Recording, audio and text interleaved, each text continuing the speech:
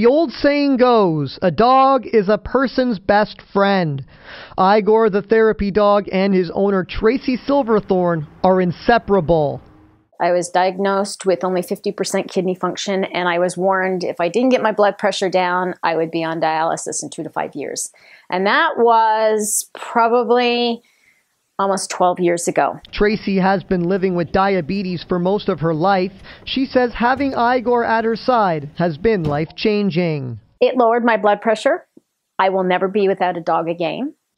But it's not just Tracy's day Igor brightens. We're going to head to Parkwood to do some dog therapy. Right, buddy? High five. Thank you. Good boy. And Igor, are you ready to go to Parkwood? He says high five. Yes, good boy. Igor's job as a therapy dog is to provide unconditional love with everyone he works with. Excited? Let's go. Every Wednesday for the past 8 years, he's busy at work at Parkwood Hospital, where he cooperates with Judy Bates. Animals are non-judgmental for the most part. They know who likes them, they know who doesn't. Igor tries to befriend everybody. In that moment in time, that individual feels like a person, not a person with a disability, not a person who's had a stroke. While at work, Igor even put on a little show for some of the residents walking by. Bang. Oh, dead, Puggy. Head down, dead. Head down, dead. Roll. Good boy. Beep, beep. Beep, beep, beep, beep, beep, beep. Yeah. And after a long shift, it's back in the car we go. So we're going to do social media because you know what? There's only one way you keep Igor out there, and that's lots of social media posts.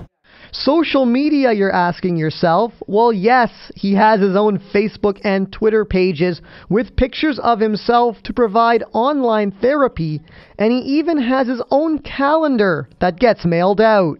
There's mental health problems out there. There's people that have phobias, etc. And it's been mentioned by a few followers on how much his face and his posts every day just bring them to a better place.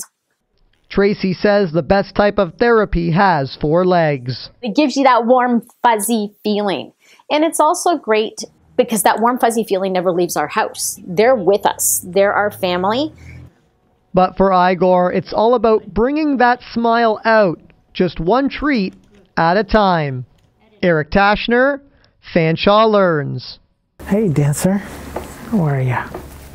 That's a nice girl. It's been a tough decade for our CMP officer Mark Tyndall. Mark was diagnosed with PTSD through his service in Northern Canada more than 10 years ago. I was exposed to a lot of violent and traumatic events, and as part of our routine medical screening, there was indications of PTSD. So as a result of that, I was referred to a specialist. The specialist Mark is referring to is this majestic, gentle horse named Sam. Sam is a 23-year-old thoroughbred horse who works closely with people who suffer from PTSD, and she even spends some time interacting with Mark Tyndall.